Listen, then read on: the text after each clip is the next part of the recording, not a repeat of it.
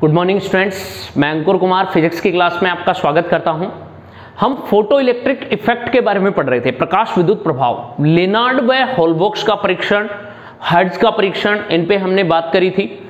और प्रकाश विद्युत प्रभाव में किस तरीके से किसी धातु सतह से इलेक्ट्रॉनों का उत्सर्जन होता है, तीव्रता का प्रभाव कैसे पड़ता है प्रकाश विद्युत धारा पर, निरोधी विभव का प्रभाव कैसे होता है और आवर्ती का निरोधी विभव पर प्रभाव किस तरीके से होता है। लास्ट लेक्चर तक हम इन बातों के बारे में डिस्कस कर चुके हैं। आज के इस लेक्चर में हम बात करेंगे कि प्रकाश विद्युत प्रभाव की व्याख्या तरंग सिद्धांत के द्वारा क्यों नहीं की जा सकती, अर्थात तरंग सिद्धांत प्रकाश विद्युत प्रभाव को समझाने में असमर्थ क्यों है या असफल क्यों हुआ। तो हमारा जो टॉपिक होगा वो है प्रकाश विद्युत प्रभाव की तरंग सिद्धांत द्वारा व्याख्या करने में असमर्थता। प्रकाश विद्युत प्रभाव की तरंग सिद्धांत द्वारा व्याख्या करने में असमर्थता। किस तरीके से यह तरंग सिद्धांत प्रकाश विद्युत प्रभाव को समझाने में असफल हुआ था उसके बारे में हम बात करेंगे आज के इस लेक्चर में, ठीक है। तो देखो, सबसे पहले मैं आपको 4 पॉइंट रिमेंबर करा देता हूं। जो 4 पॉइंट मैंने लास्ट लेक्चर में बताए थे कि किसी भी धातु सतह से इलेक्ट्रॉनों के उत्सर्जन के लिए हमें इन 4 बातों का ध्यान रखना है। सबसे पहली बात, मान लो ये हमारे पास कोई एक धातु सतह है और इस धातु सतह में ये इलेक्ट्रॉन्स है वो फ्री इलेक्ट्रॉन है, मुक्त इलेक्ट्रॉन, जो कि इस धातु सतह के अंदर स्वतंत्र रूप से विचरण करने के लिए फ्री होते हैं, मुक्त होते हैं। जब इन धातु सतह पर पराबैंगनी प्रकाश आपतित होता है, पराबैंगनी प्रकाश आपतित होगा तो धातु सतह से इलेक्ट्रॉनों का उत्सर्जन होने के लिए सबसे पहले हमें कौन से आवर्ती का प्रकाश चाहिए, दहली आवर्ती या उससे अधिक आवर्ती के प्रकाश की आवश्यकता होगी। तो यहां से आने वाला जो प्रकाश होगा उसकी ऊर्जा दहली आवर्ती या दहली ऊर्जा से ज्यादा होनी चाहिए। जब इसको ऊर्जा मिलेगी तो इलेक्ट्रॉनों की आवर्ती होगी वो दहली आवर्ती से ज्यादा होगी, तो इलेक्ट्रॉनों का उत्सर्जन होगा। और इलेक्ट्रॉन उत्सर्जित होकर जब धातु सतह से बाहर निकलेंगे तो धातु सतह से अधिकतम गतिज ऊर्जा वाले इलेक्ट्रॉन दहली आवर्ती के द्वारा उत्सर्जित होते हैं। तो हम ये कह सकते हैं कि उत्सर्जित इलेक्ट्रॉनों की जो ऊर्जा है वो किस पे निर्भर होती है, आवर्ती पर निर्भर होती है। पहली बात तो ये थी। फिर दूसरी बात, यदि किसी धातु सतह पर पर्याप्त तीव्रता का प्रकाश आपतित किया जाए तो धातु सतह से उत्सर्जित होने वाले इलेक्ट्रॉनों की संख्या में वृद्धि हो जाती है। अर्थात हम कह सकते हैं कि तीव्रता है वो किस पर निर्भर करेगी, इलेक्ट्रॉनों की संख्या पर। उत्सर्जित होने वाली जो इलेक्ट्रॉन्स की संख्या है वो किस पर निर्भर करेगी, तीव्रता पर निर्भर करती है। 3 बातें हो गई। एक तो दहली आवर्ती का प्रकाश चाहिए, उत्सर्जित होने वाले इलेक्ट्रॉनों की ऊर्जा है वो आवर्ती पर निर्भर करती है, और धातु सतह से उत्सर्जित इलेक्ट्रॉनों की जो संख्या है वो तीव्रता पर निर्भर करेगी, अर्थात तीव्रता के समानुपाती होती है। 4th पॉइंट और लास्ट पॉइंट, किसी भी धातु सतह से जब इलेक्ट्रॉनों का उत्सर्जन होता है तो इलेक्ट्रॉनों के उत्सर्जन में कोई भी समय पश्चता नहीं होती है। जब हम बात करते हैं समय पश्चता कि समय नहीं लगता है, अर्थात हम कह सकते हैं कि 10⁻⁻⁹ सेकंड से भी कम समय लगता है। 10⁻⁹ सेकंड से भी कम समय में इलेक्ट्रॉनों का उत्सर्जन हो जाता है। तो ये 4 पॉइंट थे। एक पॉइंट दहली आवर्ती वाला, दूसरा ऊर्जा, तीसरा इलेक्ट्रॉनों की संख्या और चौथा समय पश्चता। इन 4 पॉइंट के आधार पर हम किसी भी धातु सतह पर पराबैंगनी प्रकाश को आपतित करके प्रकाश विद्युत प्रभाव की व्याख्या कर सकते हैं। अब यहां पे बात करते हैं कंट्रोवर्सी कि इन 4 पॉइंट को कैसे कॉन्ट्राडिक्ट करता है ये तरंग सिद्धांत। और तरंग सिद्धांत हमने पढ़ा था वेव ऑप्टिक्स में, याद होगा, हाइगेंस का तरंग सिद्धांत।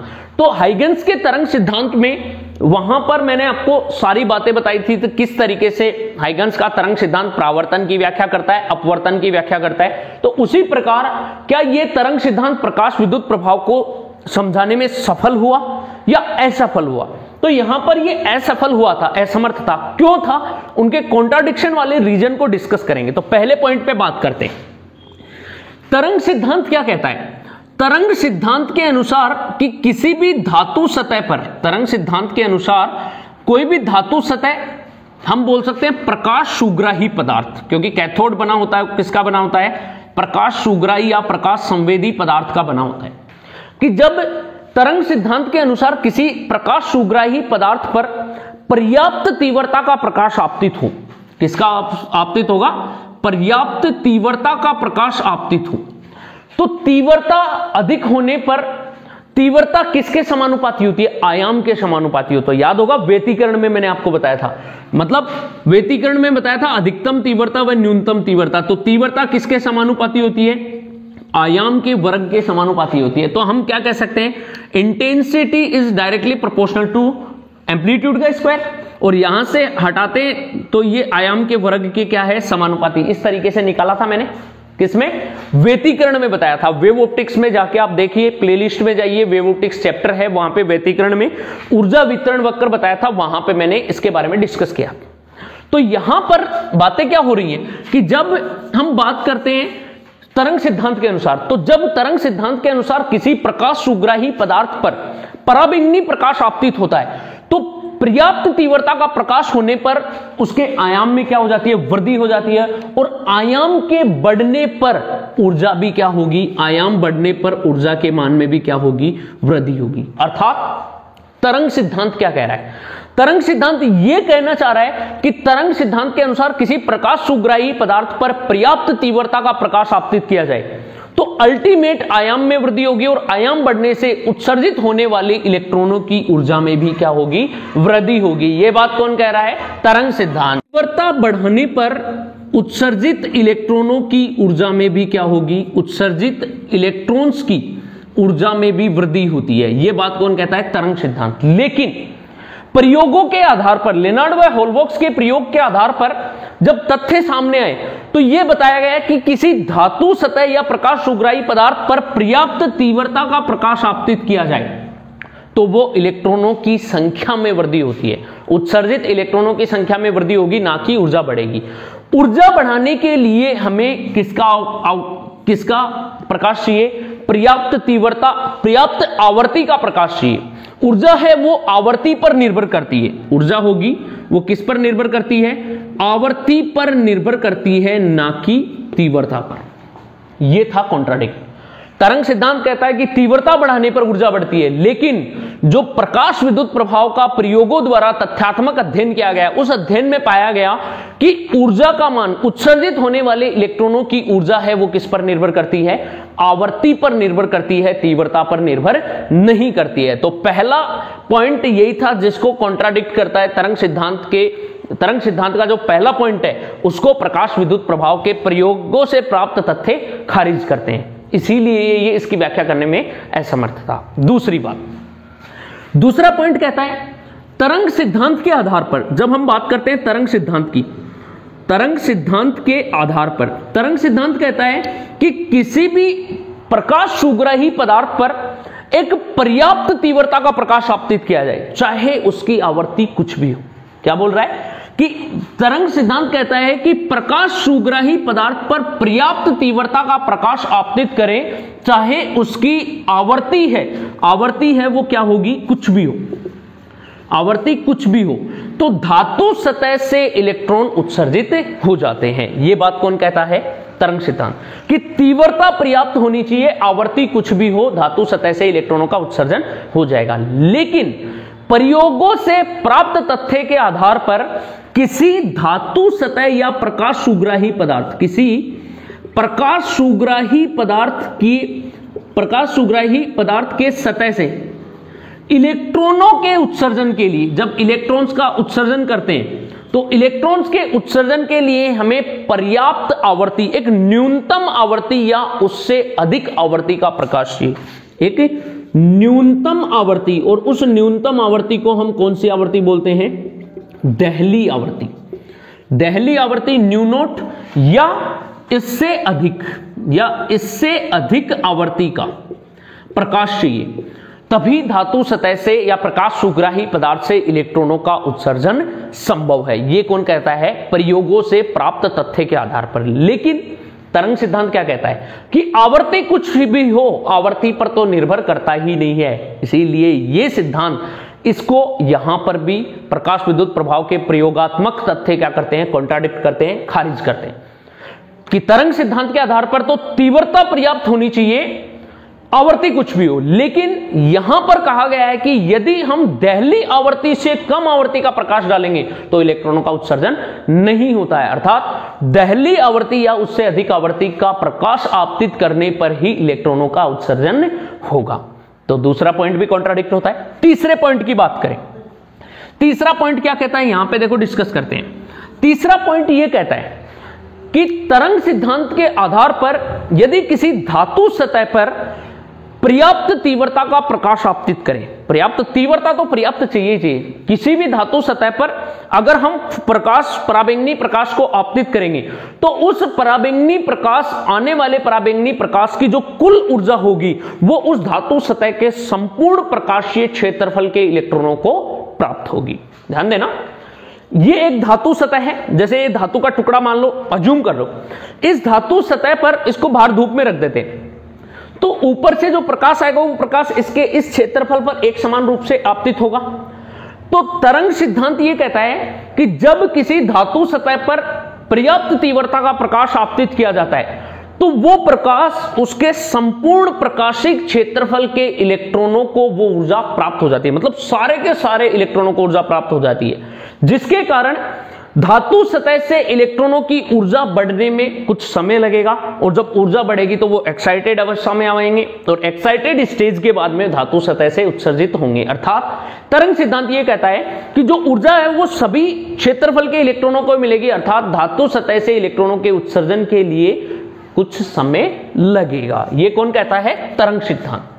तरंग सिद्धांत कहता है कि धातु से इलेक्ट्रॉन्स के उत्सर्जन के लिए, इलेक्ट्रॉन्स का उत्सर्जन है उसको होने में कुछ समय लगता है, लेकिन प्रयोगों के आधार पर जब प्रकाश विद्युत प्रभाव का तथ्यात्मक प्रयोगात्मक अध्ययन किया गया तो पता लगा कि धातु सतह पर जैसे ही फोटोन आपतित होंगे, प्रकाश आपतित होगा, प्रकाश के आपतन के साथ ही इलेक्ट्रॉनों का क्या हो जाता है, उत्सर्जन होता है। अर्थात प्रकाश के आपतित होने और इलेक्ट्रॉनों के उत्सर्जित होने में कोई भी समय पश्चता नहीं होती, अर्थात 10⁻⁹ सेकंड से भी कम समय में क्या हो जाते हैं, उत्सर्जित हो जाते हैं। लेकिन तरंग सिद्धांत क्या कहता है कि इलेक्ट्रॉनों के उत्सर्जन के लिए समय लगता है, जो कि सही नहीं है। तो यहां पर भी प्रकाश विद्युत प्रभाव की जो प्रयोगात्मक तथ्य थे वो इस तरंग सिद्धांत को क्या करते हैं, खारिज करते हैं। तो सारे के सारे 4 के 4 पॉइंट यहां पे क्या हो जाते हैं, निरस्त हो जाते हैं। इस आधार पर हम कह सकते हैं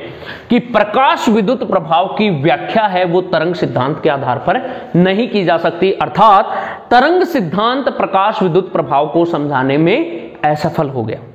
अब प्रकाश विद्युत प्रभाव को समझाने में जब तरंग सिद्धांत असफल हुआ तो प्रकाश की तरंग प्रकृति इसकी व्याख्या नहीं कर सकती है, लेकिन प्रकाश की तरंग प्रकृति किसकी व्याख्या कर सकती, अपवर्तन की व्याख्या कर सकती है, प्रावर्तन की व्याख्या कर सकती है, व्यतिकरण विवर्तन की व्याख्या कर सकती है और ध्रुवण की व्याख्या कर सकती है।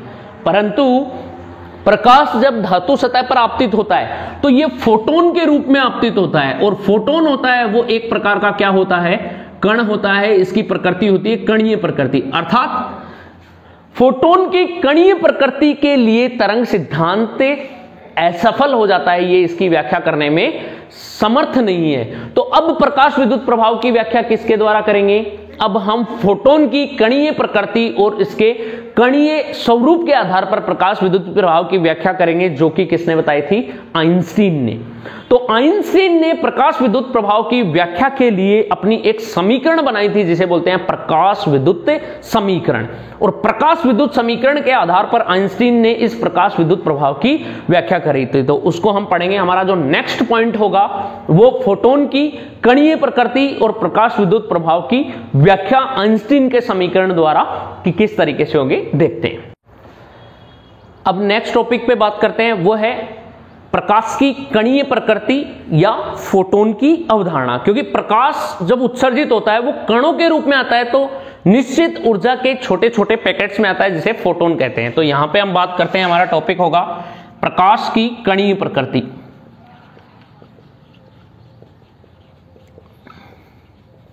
या फिर फोटोन की अवधारणा।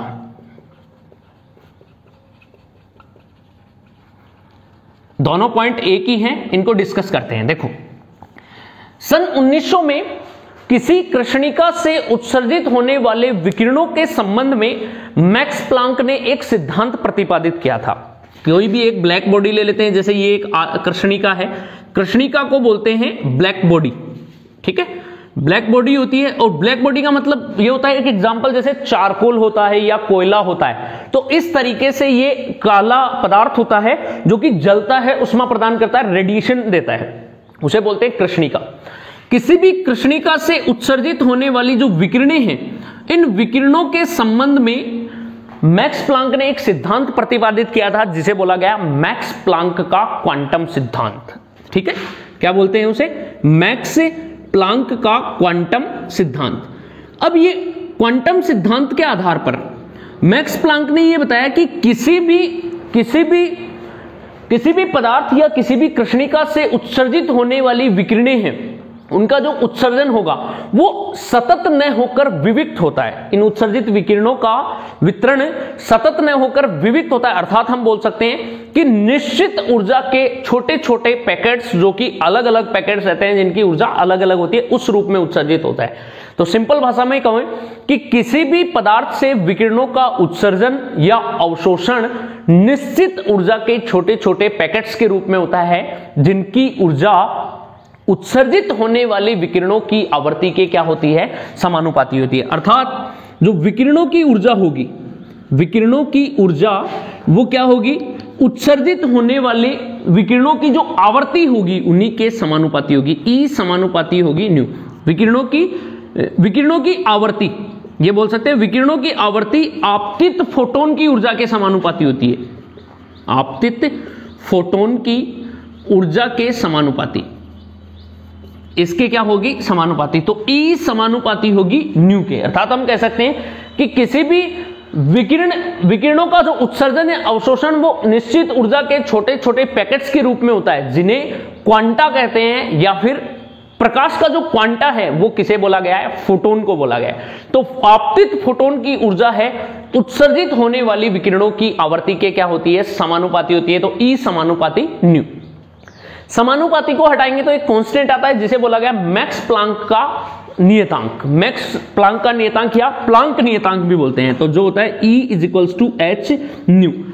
अगर मान लो किसी धातु सतह पर देहली आवृत्ति का प्रकाश डाले तो देहली आवृत्ति के संबंध में जो ऊर्जा होगी वो देहली आवृत्ति के समानुपाती हो जाएगी, और देहली आवृत्ति के संबंध में E बराबर हो जाएगी h न्यू नॉट। सीधी सी बात है, क्योंकि इलेक्ट्रॉनों का उत्सर्जन दे रहे हैं तो ये तो कोई भी आवृत्ति हो सकती है। अब आवृत्ति देहली ले तो देहली कर देंगे, न्यू नॉट लगा देंगे, तो इसके लिए ऊर्जा ये हो जाएगी। और देहली आवृत्ति के प्रकाश की जो ऊर्जा होती है वो ऊर्जा एक्साइटेड स्टेट में, इसको बोलते हैं धातु का कार्यफलन फाई नॉट। तो phi naught = h nu naught, ये होती है। इस तरीके से लिखा जाता है। तो ये था क्वांटम सिद्धांत, और क्वांटम सिद्धांत के आधार पर E = h न्यू, और h क्या होता है यहाँ पे? प्लांक नियतांक। ये होता है प्लांक नियतांक, और प्लांक नियतांक की वैल्यू होती है 6.62 × 10⁻⁻34 जूल इंटू सेकेंड, यानी जूल इंटू सेकेंड। इस तरीके से ये प्लांक नियतांक की वैल्यू होती है। ठीक है, अब h प्लांक नियतांक का मान हो गया, E = h न्यू। अब हम ऊर्जा और आवर्ती में ग्राफ बनाएं तो ऊर्जा आवर्ती के क्या है? समानुपाती। तो इस तरीके से ग्राफ बनाएंगे तो E और न्यू में इधर ले लेते हैं आवर्ती और इधर ले लेते हैं आपतित फोटोन की ऊर्जा। तो ऊर्जा आवर्ती बढ़ाएंगे तो आवर्ती बढ़ाने पर फोटोन की ऊर्जा भी क्या होती है? बढ़ जाती है। तो इस तरीके से सरल रेखा ग्राफ आएगी। इस सरल रेखा का ढाल निकालें तो ढाल क्या होता है? धनात्मक एक्स एक्सिस के साथ बनाए गए कोण का tan मान। धनात्मक एक्स एक्सिस से ये कोण बनता है थीटा, और थीटा का जो tan मान निकालते हैं तो इस सरल रेखा की प्रवणता निकालते हैं। सरल रेखा की प्रवणता या ढाल, एक ही बात बोलते हैं। ढाल को लिखते हैं m से, और m बराबर क्या होगा? tan theta. हमेशा देखो, मैंने आपको 11th क्लास में भी बताया था कि जो 11th क्लास में हम बात करते हैं मोशन, दूरी वाले चैप्टर में, तो वहां पर मैंने वेग, त्वरण, वीटी ग्राफ, एटी ग्राफ बताए थे। तो वहां पर वीटी ग्राफ की ढाल, एटी ग्राफ की ढाल, इनके बारे में बताया था।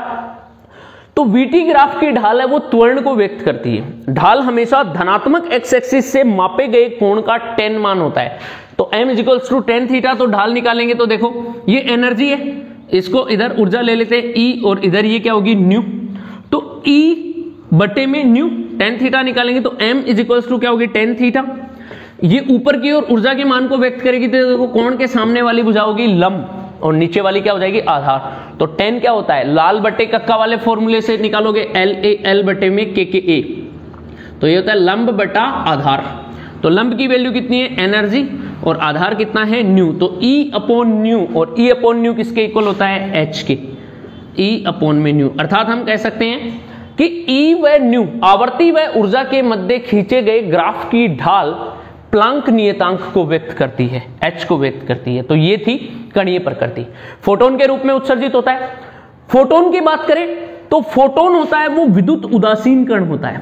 फोटोन है वो कैसा कण होता है, विद्युत उदासीन, इस पर कोई भी आवेश नहीं होता है। फोटोन का विराम अवस्था में द्रव्यमान होता है 0। कैसे, जब हम बात करते हैं फोटोन के द्रव्यमान की, फोटोन का विराम अवस्था में द्रव्यमान 0 होता है। विराम अवस्था में द्रव्यमान 0 होता है। कैसे होता है देखो बात करते हैं। कोई भी गतिशील कण होता है तो गतिशील कण एक कण है तो वो आवेशित कण होगा, और गतिशील कण है जरूरी नहीं है आवेशित हो, द्रव्यमान है उसका कोई ना कोई। मान लेते हैं एक कण है, इसका द्रव्यमान दे रखा है हमें m0 प्रारंभिक द्रव्यमान। देखो यहां से विराम अवस्था में फोटोन का द्रव्यमान की बात करें तो विराम अवस्था में फोटोन का द्रव्यमान मान लो प्रारंभ में दे रखा है हमें m0, ठीक है, प्रारंभिक द्रव्यमान m गतिशील अवस्था में। तो जो अंतिम द्रव्यमान है वेग पर निर्भर करेगा, वो आइंस्टीन के सापेक्षिकता सिद्धांत से निकाला जाता है, और आइंस्टीन का सापेक्षिकता सिद्धांत कहता है m is equals to m0 upon में under root of 1 minus v square upon में c स्क्वायर, यही होता है। अब विराम अवस्था में द्रव्यमान निकाले तो फोटोन क्या होगा, विराम अवस्था में होगा। तो विराम अवस्था में इसका जो द्रव्यमान माना गया है, विराम अवस्था में वो क्या माना गया है, 0 माना गया है। विराम अवस्था का द्रव्यमान है वो हमेशा क्या होता है 0 होता है। लेकिन यदि फोटोन आपतित हो रहा है गतिशील अवस्था में तो इसका द्रव्यमान होता है, क्योंकि इसके पास ऊर्जा होगी, और ऊर्जा होगी तो इसका द्रव्यमान ऊर्जा द्रव्यमान तुल्यता संबंध जो कि आइंस्टीन का समीकरण होता है E is equals to mc square, यहां से निकाला जाता है। ये c स्क्वायर को नीचे ले आएंगे तो E अपॉन c स्क्वायर किसके बराबर होगा, द्रव्यमान के बराबर होगा। तो ये होती है फोटोन की अवधारणा। इसी फोटोन की अवधारणा के आधार पर आइंस्टीन ने अपनी प्रकाश विद्युत समीकरण बनाई थी, और प्रकाश विद्युत समीकरण के आधार पर प्रकाश विद्युत प्रभाव की व्याख्या करी थी। तो बात करेंगे हम प्रकाश विद्युत समीकरण पे। आइंस्टीन की प्रकाश विद्युत समीकरण से पहले यहां पे देखो आइंस्टीन के ऊर्जा द्रव्यमान तुल्यता संबंध से देखते हैं। आइंस्टीन के ऊर्जा द्रव्यमान तुल्यता संबंध से,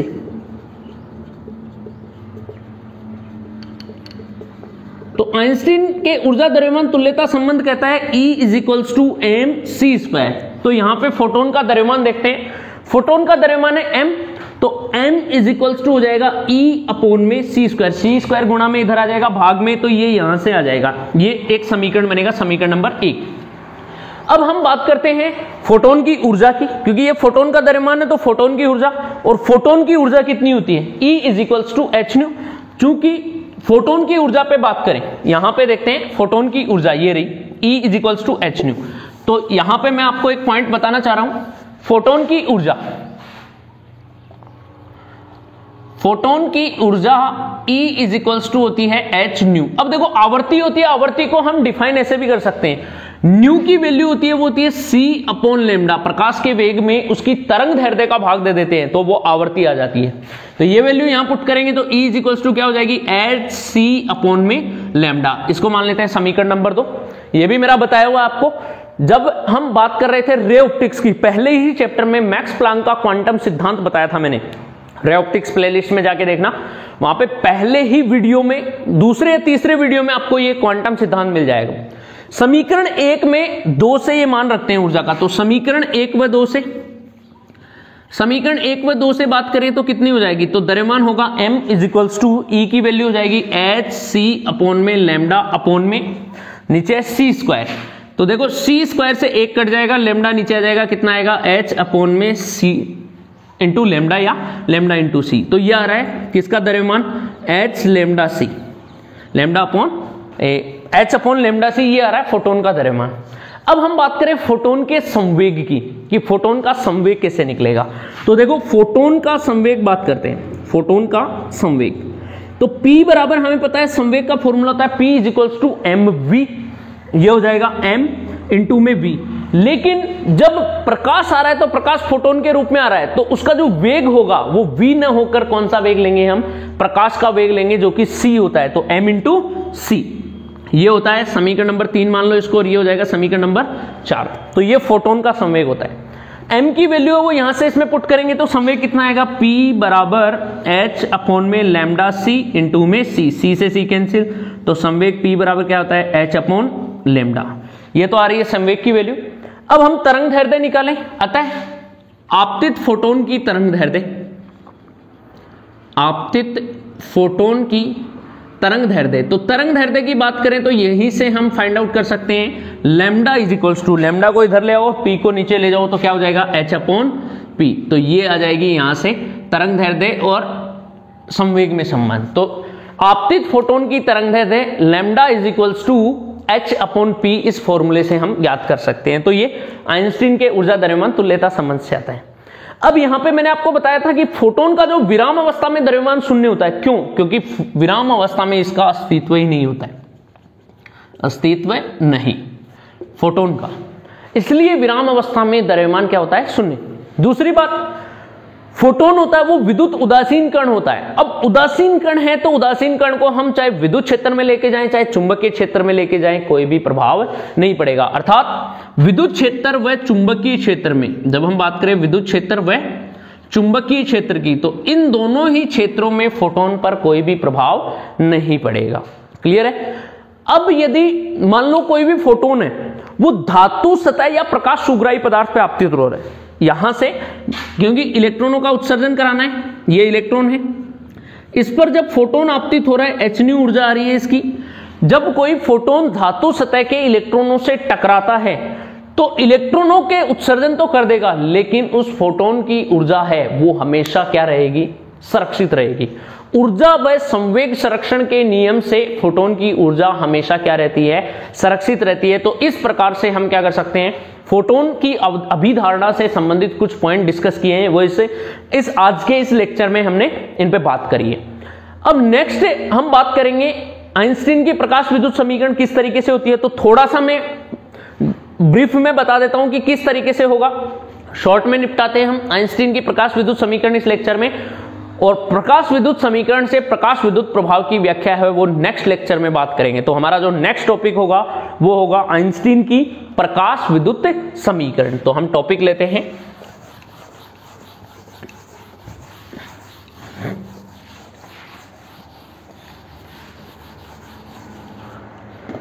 आइंस्टीन की प्रकाश विद्युत समीकरण।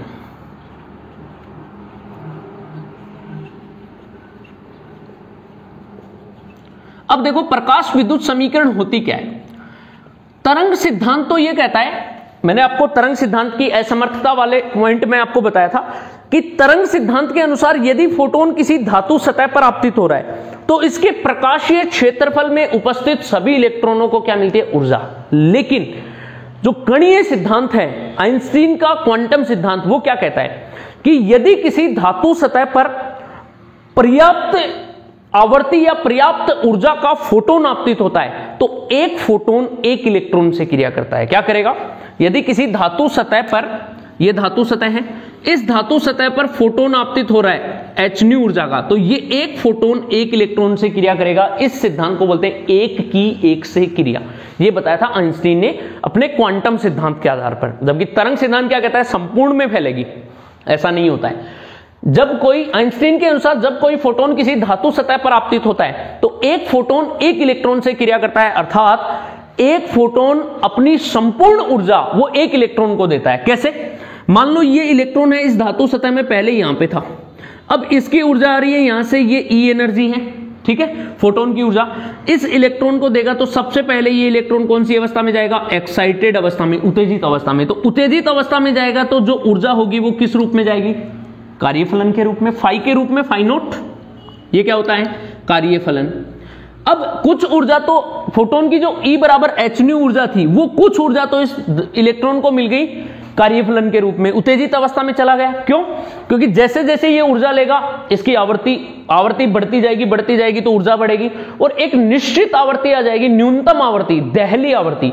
तो दहली आवर्ती पर ये उत्तेजित होकर यहां पहुंचेगा, और पहुंचते ही फिर बाकी की ऊर्जा ये भागेगा यहां से v वेग से, तो किस रूप में लेके जाएगा? काइनेटिक एनर्जी के रूप में लेके जाएगा। तो आइंस्टीन की प्रकाश विद्युत समीकरण क्या बनेगी कि आपतित फोटोन की कुल ऊर्जा h न्यू, आपतित फोटोन की कुल ऊर्जा E पहले किस में जाएगी? कार्यफलन के रूप में जाएगी, फाई नोट, प्लस में कार्यफलन के बाद में जो शेष ऊर्जा है वो किस रूप में निकल जाएगी? काइनेटिक ऊर्जा के रूप में निकल जाएगी बाहर की तरफ, तो बाकी की ऊर्जा काइनेटिक एनर्जी में निकल जाएगी। यही क्या होती है? आइंस्टीन की प्रकाश विद्युत समीकरण। बस इसको तरीके से लिखना है। एक्चुअल में यही है कि फोटोन की कुल ऊर्जा E पहले एक्साइटेड अवस्था में जाएगा कार्यफलन के रूप में, और फिर यहां से धातु सतह से इलेक्ट्रॉन निकल जाएगा तो उसकी अधिकतम गतिज ऊर्जा के रूप में चली जाएगी, ये हो जाएगी। तो अधिकतम गतिज ऊर्जा वाले इलेक्ट्रॉन निकलेंगे तो E का वैल्यू है h न्यू, और यहां से ये क्या हो जाएगा? धातु का कार्यफलन फाई नोट, प्लस में अधिकतम गतिज ऊर्जा वाले इलेक्ट्रॉन 1/2 mv² मैक्सिमम, ये यहां से बन जाएगी। अब यहां से प्रकाश विद्युत समीकरण बनानी है, तो ये प्रकाश विद्युत समीकरण है, इसको थोड़ा और तरीके से लिखे तो फाई नोट को इधर ले आओ, तो 1/2 mv² मैक्सिमम बराबर होगा h न्यू माइनस में फाई नोट। ये भी प्रकाश विद्युत समीकरण होती है। अब बात आती है कि इस धातु के कार्यफलन को कितना लिखें, तो धातु का कार्यफलन है ये तब तक के लिए एनर्जी इंक्रीज होगी तब जब तक कि इसकी जो आवर्ती है वो दहली आवर्ती नहीं हो जाए, न्यू नोट तक। जैसे ही न्यू नोट आवर्ती हुई होते ही ये इलेक्ट्रॉन क्या करेगा? यहां से उत्सर्जित हो जाएगा, अर्थात फाई नोट किसके बराबर होगा? कार्यफलन, अर्थात कार्य जो फलन होगा फाई नोट बराबर होगी h न्यू नोट के बराबर होगी दहली आवर्ती तक की ऊर्जा, क्योंकि इतनी ऊर्जा बढ़ेगी ना तो इसको h न्यू नोट ऊर्जा मिलेगी, फिर तो निकल गया। तो फाई नोट की वैल्यू h न्यू नोट होगी, तो आइंस्टीन की प्रकाश विद्युत समीकरण होगी 1/2 mv² मैक्सिमम बराबर होगी h न्यू माइनस में h न्यू नोट, ये आ जाएगी। इसे बोलते हैं हम आइंस्टीन की प्रकाश विद्युत समीकरण। h कॉमन ले लो तो न्यू माइनस न्यू नोट लिख दो, 1/2 mv² मैक्सिमम बराबर होगी h कॉमन न्यू माइनस में न्यू नोट, तो ये भी क्या हो जाएगी? आइंस्टीन की प्रकाश विद्युत समीकरण होगी। और भी तरीके से करें तो देखो, जब प्रकाश विद्युत प्रभाव की व्याख्या की गई, प्रायोगिक व्याख्या, तो उसमें निरोधी विभव था, और निरोधी विभव पर धातु, कैथोड या प्रकाश सुग्राही पदार्थ से एनोड पर वही इलेक्ट्रॉन पहुंच पाए जिनकी अधिकतम गतिज ऊर्जा निरोधी विभव की ऊर्जा के बराबर हो। तो अब यहां पे इसको लिखते हैं निरोधी विभव पर। जब हम बात करते हैं निरोधी विभव पर, तो निरोधी विभव पर जो अधिकतम गतिज ऊर्जा है 1/2 mv² मैक्सिमम, वो किसके बराबर होती है? EV नोट के बराबर होती है। बताई थी मैंने आपको वहां पे 2-3 लेक्चर पहले EV नोट ये ऊर्जा। तो 1/2 mv² मैक्सिमम की वैल्यू हम यहां पे क्या रख देंगे? EV note. तो हमारी जो प्रकाश विद्युत समीकरण आएगी वो क्या बन जाएगी?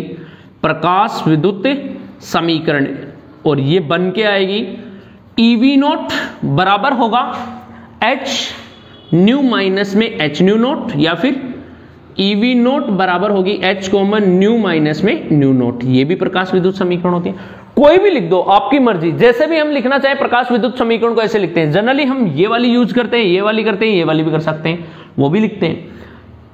मेन कॉन्सेप्ट तो यहीं से आता है, किस तरीके से ऊर्जा मिलती है। तो आपको समझ में आया? आइंस्टीन की प्रकाश विद्युत समीकरण इस तरीके से बनाते हैं। तो ये था आज का हमारा लेक्चर।